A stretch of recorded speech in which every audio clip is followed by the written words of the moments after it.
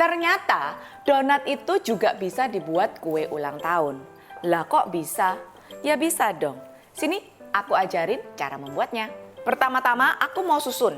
Di sini di dasarnya ini bisa diletakkan berapa donat? 1, 2, 3, 4, 5, 6. Donatnya ada 6 di dasarnya. And then kita mau susun lapisan yang kedua dan 5.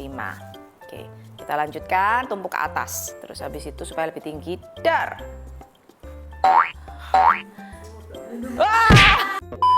Nah, kita celupin dulu donatnya. Nah, di coating dulu ya donatnya.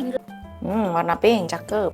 Shiny ya. Ini adalah glazing yang benar. Oke, next kita mau lanjut ya. Kita mau hias ini donat-donatnya sesuai tadi yang udah kita plot ya.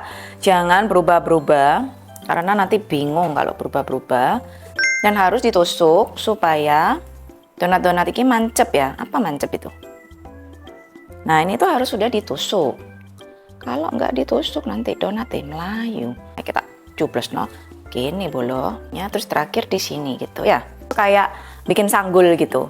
Nah, ternyata kue ulang tahun itu nggak mulu harus kue tart. Bisa juga terbuat dari donat. Tuh, cakep kan jadinya? Yang kreatif dong.